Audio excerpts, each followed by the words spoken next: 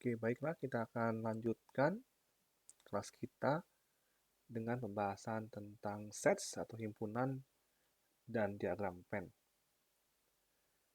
Dalam pertemuan ketiga, kita sudah bahas tentang proposisi. Apa itu proposisi? Yang merupakan pernyataan berupa klaim yang mungkin benar atau mungkin salah. Kita juga sudah melihat bahwa proposisi atau proposition adalah sebuah pernyataan atau bahasa matematika yang harus dinyatakan dalam struktur kalimat yang lengkap, minimal mengandung subjek dan predikat. Kita juga sudah melihat bagaimana proposisi mengandung sebuah assertion, dukungan, atau denial, atau penyangkalan terhadap sebuah pernyataan. Yang belum kita bahas adalah bagaimana jika proposisi yang kita miliki berisi sebuah klaim atas dua objek atau kategori yang memiliki hubungan. Kira-kira apa contohnya? Misalnya kita ambil sebuah proposisi yang berbunyi semua ikan paus adalah mamalia. Ini merupakan sebuah proposisi karena ini adalah sebuah kalimat lengkap yang memiliki subjek dan predikat.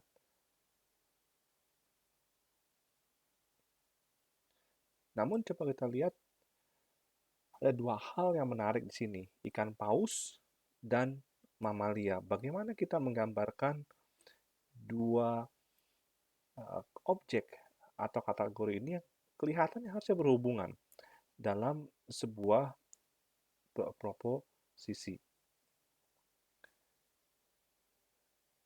Untuk menggambarkan objek atau kategori berhubungan, kita akan menggunakan atau kita akan mempelajari tentang sets atau himpunan dan tentang diagram Venn. Dalam slide berikutnya kita akan bahas lebih rinci apa itu sets dan apa itu diagram Venn dan bagaimana kaitannya dengan mengaitkan dua buah objek atau kategori berhubungan dalam sebuah proposisi. Sebelum kita mulai, kita akan masuk dalam definisi seperti biasa. Apa itu himpunan? Himpunan atau set adalah prinsipnya sebuah kumpulan objek. Objek apa? Macam-macam. Kita akan lihat lebih rinci berikut ini. Uh, Kalau kita bicara tentang kumpulan, kita pasti memiliki sebuah anggota atau elemen atau unsur dari himpunan tersebut. Uh, itu adalah objek-objek spesifik yang ada dalam himpunan. Contoh, kita bicarakan tentang set atau himpunan nama-nama hari. Tentunya kita tahu nama hari ada 7 hari dalam satu minggu, kita memiliki anggota Senin sampai hari Minggu. Itu adalah anggota dari himpunan nama-nama hari. Berikutnya, kita lihat, kita ambil contoh himpunan jenjang pendidikan Indonesia. Jadi kita tahu pendidikan itu ada model SD, SMP, sampai level doktoral. Itu adalah jenjang pendidikan di Indonesia yang memiliki anggota SD, SMP, SMA, sarjana, magister, dan doktoral. Lalu kita juga memiliki contoh lain, himpunan TNI Internasional Indonesia memiliki anggota ada Angkatan Darat, Laut, dan Udara. Jadi ini contoh bagaimana kita mendefinisikan set atau himpunan dan menjabarkan atau menuliskan anggota-anggota dari himpunan tersebut. Nah, tapi kita sebenarnya memiliki atau memerlukan sebuah mekanisme atau skema yang lebih sistematis untuk menuliskan set atau himpunan dan bagaimana kita menjabarkan anggota-anggotanya. Kita masuk di sini notasi dari set himpunan. Bagaimana kita menyatakan sebuah himpunan? Himpunan biasanya dinyatakan dalam sebuah kurung kurawal seperti ini. Lalu anggota-anggotanya kita tuliskan di dalam atau di antara kurung kurawal seperti ini. Saya ambil contoh, ini adalah angka 1, 2, 3, 4, 5, yang merupakan anggota dari himpunan yang dinyatakan dalam kurung kurawal. Anggota ini dipisahkan oleh tanda koma. Jadi ini notasi cara kita menuliskan himpunan. Kita di sini belum membahas himpunan apa, kita lebih berfokus pada cara menuliskan himpunan. Bagaimana kalau anggota himpunannya banyak? Apakah kita harus tuliskan semuanya? Ada cara untuk menuliskan anggota himpunan jika memang cukup banyak dan tidak praktis untuk menuliskan satu persatu. Caranya bagaimana? Seperti biasa kita mulai dengan kurung kurawal, kurung tutup, dan kurung buka di sini. Lalu saya mencoba melihat, menunjukkan ini kira-kira kita bisa tebak ya. Ini adalah himpunan alfabet yang kita ketahui dari A sampai Z. Ada 26 anggota. Tentunya bisa kita tuliskan satu persatu, cuma cukup panjang dan tidak praktis. Caranya adalah kita tulis anggotanya A, B, C yang dipisahkan oleh tanda koma. Namun perhatikan, kita punya sebuah simbol 3 titik, yang artinya dilanjutkan terus sampai anggota terakhir huruf Z. Itu cara praktis untuk menuliskan anggota dari himpunan sehingga tidak terlalu panjang, terutama untuk anggota yang cukup banyak. Bagaimana jika kita memiliki member atau anggota himpunan yang jumlahnya banyak sekali? Itu sangat repot kalau kita tuliskan satu persatu. Contoh lagi, kita buka dengan kurung kurawal tutup, kurung kurawal buka. Ini kita ambil contoh, misalnya himpunan bilangan dalam bilangan asli. Maaf, bilangan bulat. Jadi kita memiliki anggota -3, -2, -1 yang saya tuliskan. Apakah ke sana masih terus ada anggotanya? Masih ada. Apakah ke sebelah sana masih ada anggotanya? Masih banyak. Apakah akan berhenti? Tidak ya. Jadi kita tuliskan dalam bentuk titik 3 di sebelah kiri dan titik 3 di sebelah kanan, yang menandakan masih banyak anggota ke sebelah sana dan masih banyak anggota yang ada di sebelah sana yang tidak bisa kita tuliskan satu persatu secara lengkap karena jumlahnya tidak terhingga. Jadi ini cara kita menuliskan notasi untuk himpunan beserta anggotanya. Nah, ini beberapa contoh yang kita bisa tuliskan. Himpunan 4 bilangan asli. Kita sebut nama A, anggota 1, 2, 3, 4. Kita punya himpunan 5 bilangan genap positif, kita nama B dan seterusnya. Himpunan 100 buah bilangan asli pertama. Kita tulis 1, 2, namun kita tulis titik 3 karena kita tidak perlu atau tidak mau menuliskan 97 lagi yang lain sebelum kita mencapai angka 100. Jadi ini mempersingkat notasi. Ini himpunan bilangan bulat seperti contoh di atas. Sebelumnya kita tuliskan titik bintang 3 di sebelah kiri, titik 3 di sebelah kanan yang menandakan anggota ke sana, ke kiri dan ke kanan masih terus tidak terhingga.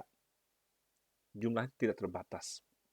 Itu cara kita menuliskan anggota dalam bentuk yang sederhana supaya tidak perlu menuliskan semua anggota dari himpunan tersebut.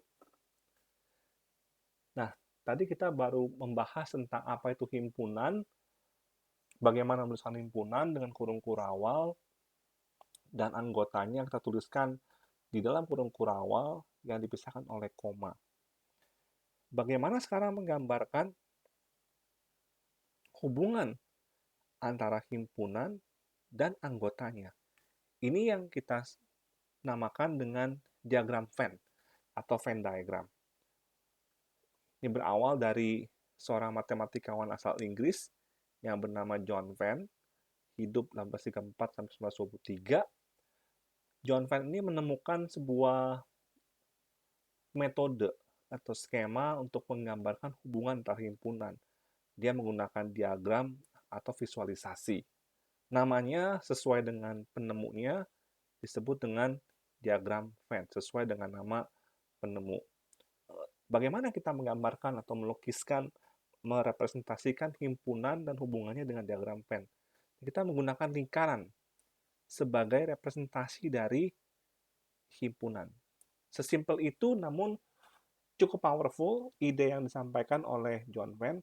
Kita akan belajar bagaimana menyatakan himpunan dalam bentuk lingkaran dan bagaimana melihat hubungan antara himpunan dan anggotanya dengan menggunakan diagram Venn tersebut.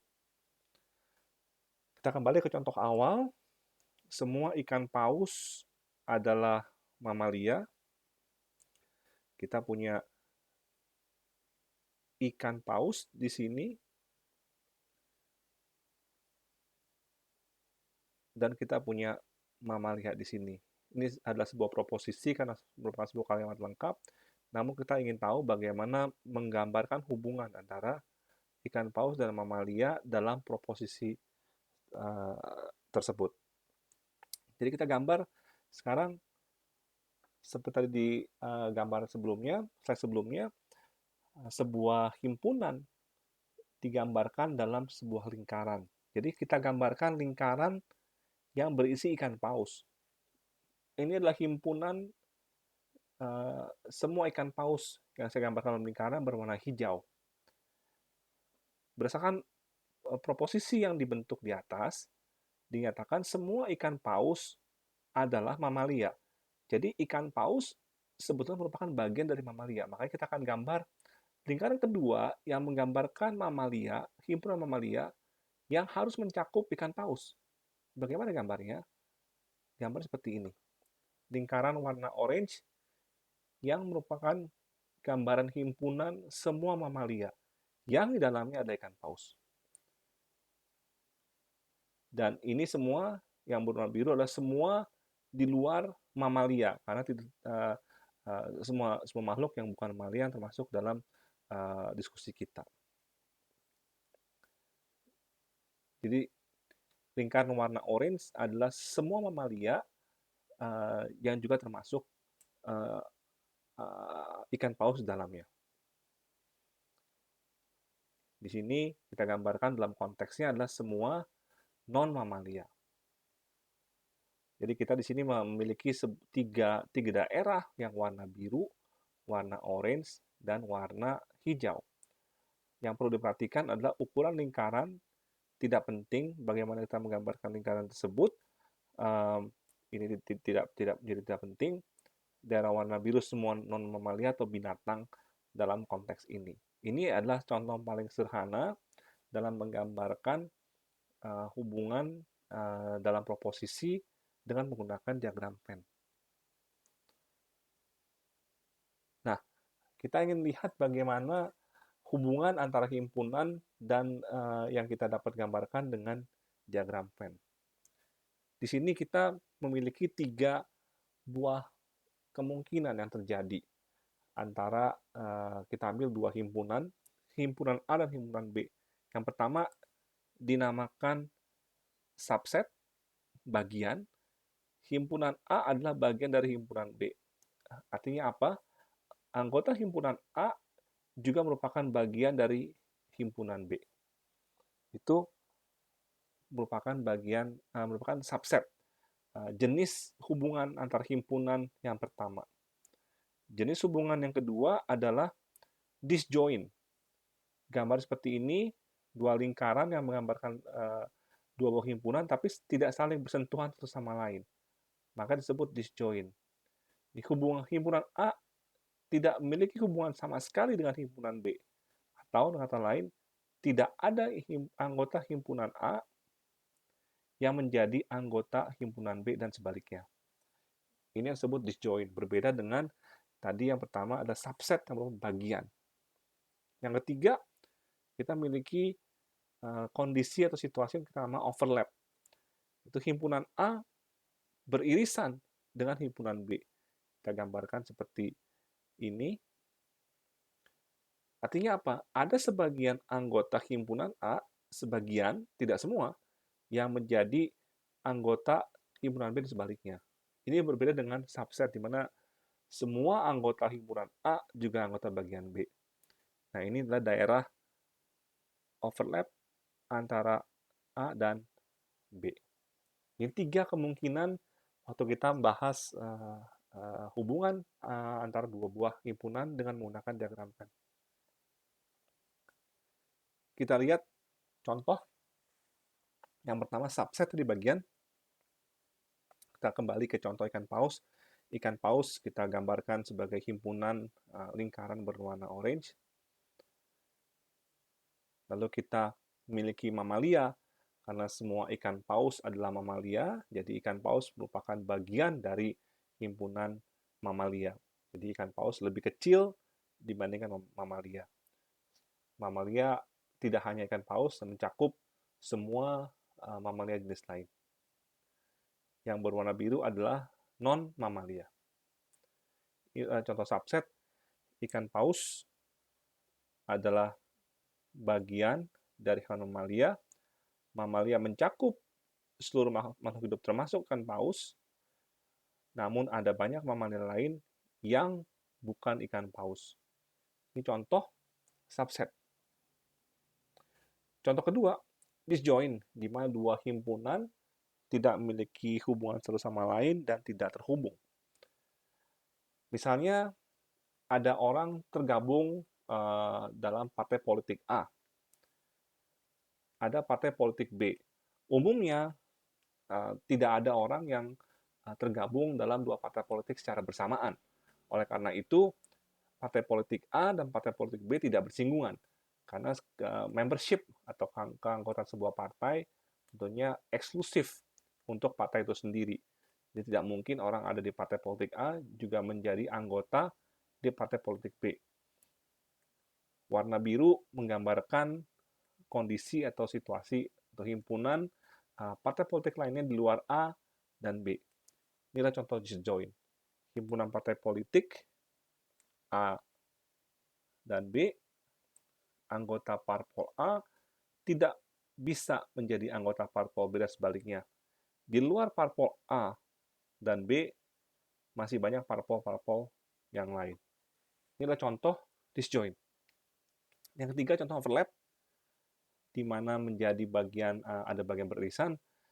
Saya sebut himpunan menteri berwarna merah, himpunan anggota partai politik. Jadi ada menteri yang menjadi anggota partai politik dan sebaliknya. Ada daerah yang beririsan yang dapat digambarkan oleh daerah yang diarsir ini. Ada menteri yang merupakan anggota parpol dan juga sebaliknya ada anggota parpol yang menjadi anggota menteri, menjadi menteri kabinet. Di sini adalah anggota parpol yang lain. Tapi banyak menteri yang bukan anggota parpol. Ini yang digambarkan dalam lingkaran yang saya gambar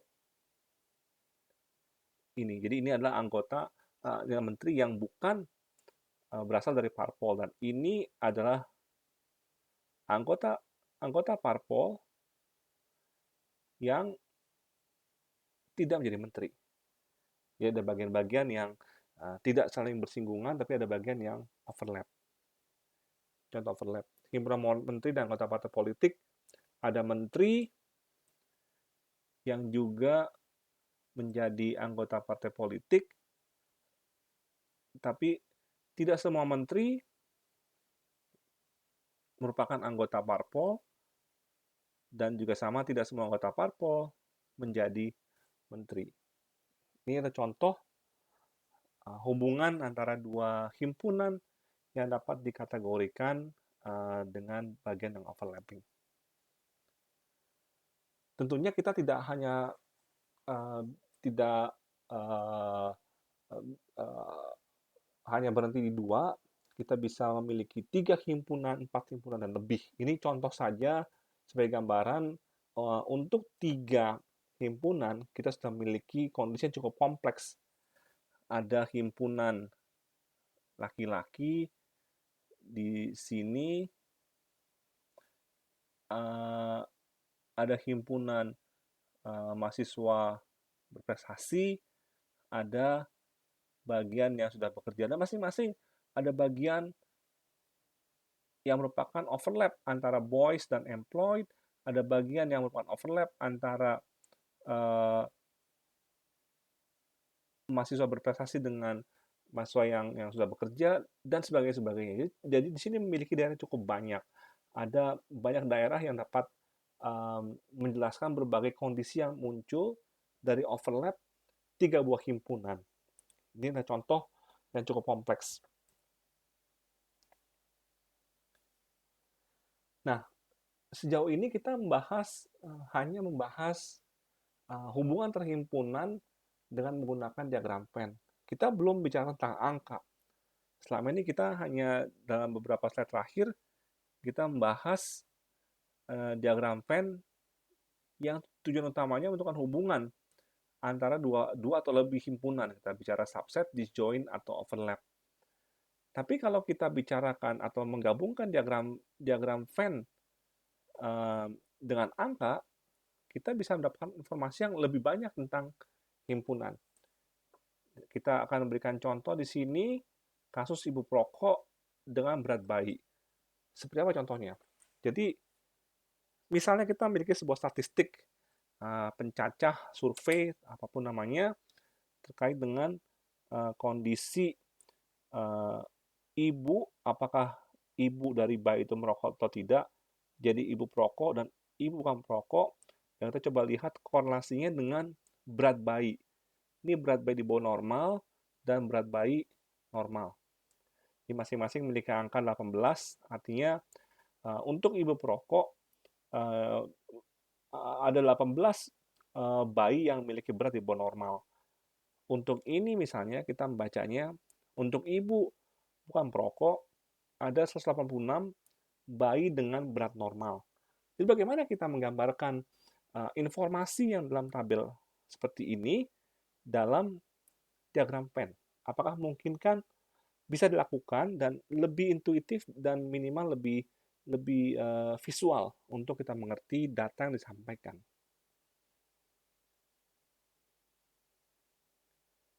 Jadi kita akan menggunakan visualisasi informasi dengan diagram Venn. Diagram Venn yang kita gunakan perlu mencakup 4 daerah sesuai dengan data yang ada. Ada 1, 2, 3, 4 daerah yang menggambarkan 4 situasi yang berbeda-beda. Jadi bagaimana kita menggambarkan hal tersebut? Saya coba jabarkan sedikit. Di sini ada kategori yang coba kita pikirkan. Ada ibu perokok yang memiliki berat bayi normal, ada ibu perokok yang memiliki berat bayi di bawah normal, ada ibu bukan perokok dengan berat bayi normal, ada ibu non perokok tapi berat bayi di bawah normal. Jadi ada 4 daerah yang harus kita cakup dalam diagram Venn. Jadi pertama kita akan lihat, maaf saya akan kembali dulu, ada kita memerlukan 4 daerah. Jadi saya gambarkan sebelum membubuhkan informasi pada himpunan lingkaran ini dalam diagram Venn, kita coba membentuk daerah dulu. Ada 4 daerah yang harus dicakup, sehingga yang paling mungkin adalah kita memiliki daerah yang overlap. Ada himpunan warna orange, ada himpunan warna hijau, dan ada bagian overlap yang di warna kuning. Dan ada yang lain-lain, yang warna biru. Jadi dari sini kita sudah melihat ada 1 daerah, ada 2 daerah, ada 3 daerah, ada 4 daerah. Ada 4 daerah yang dapat mencakup informasi yang diberikan di kotak warna merah ini.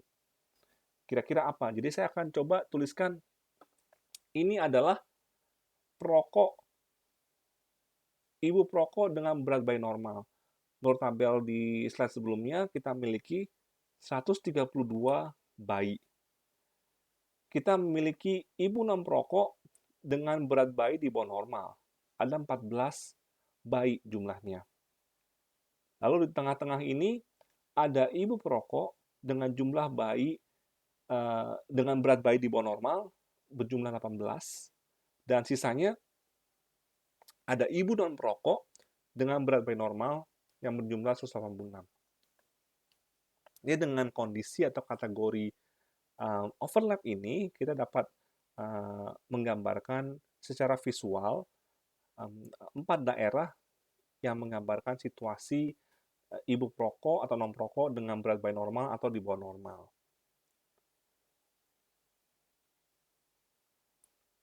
Nah, sekarang kita lihat contoh berikutnya, diagram Venn dengan angka.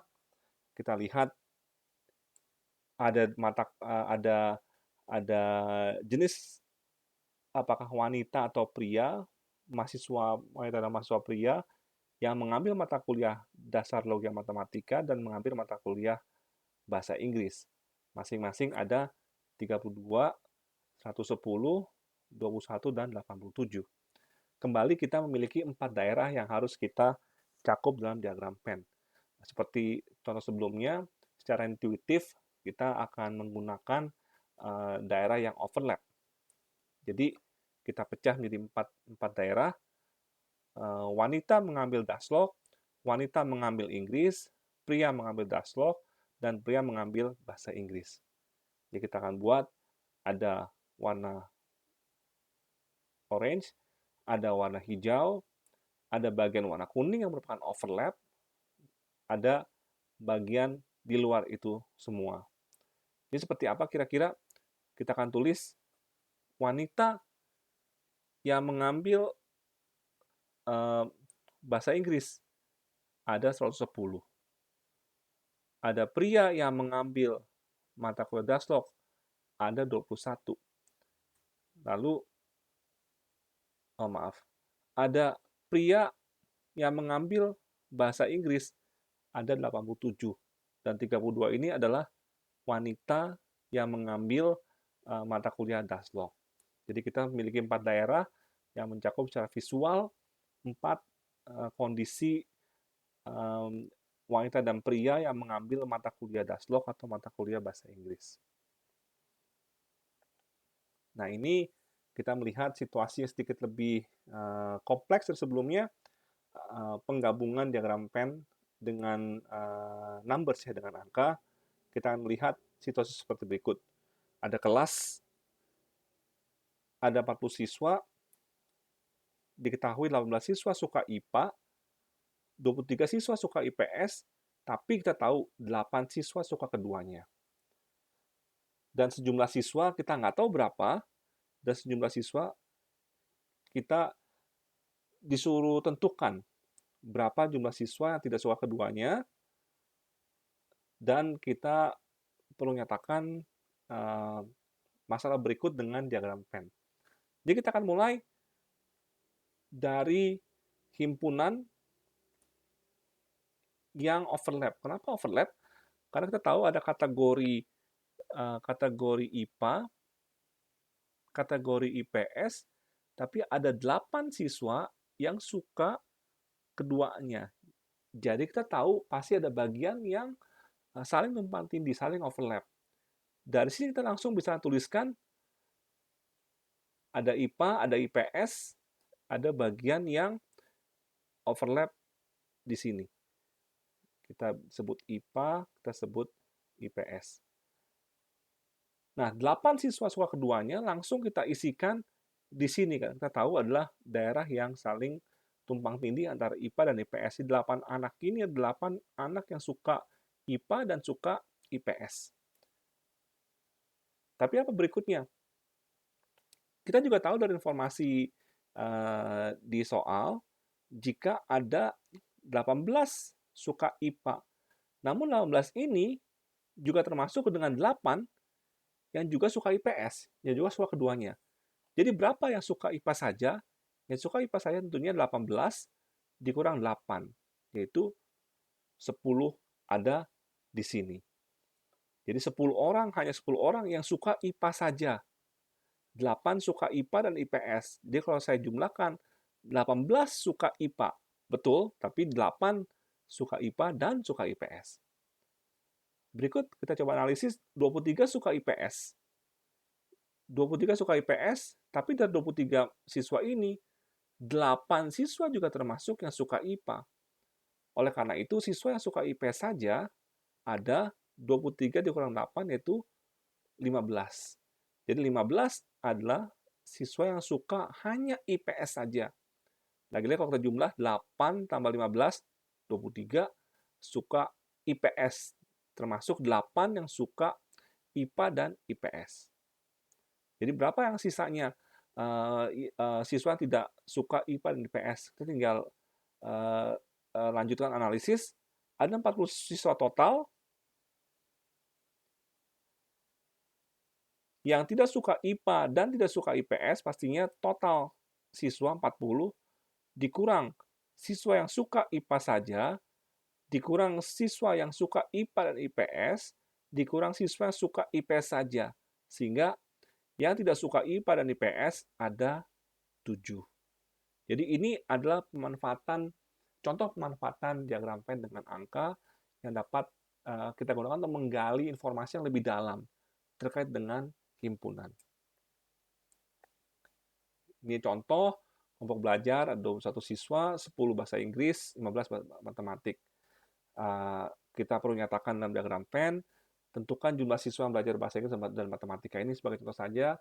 Kalian bisa mengacu ke slide sebelumnya untuk bisa melakukan analisis terhadap soal berikut ini. Jadi saya akan stop di sini. Terima kasih untuk perhatiannya. Kita akan sambung untuk pertemuan berikutnya. Terima kasih.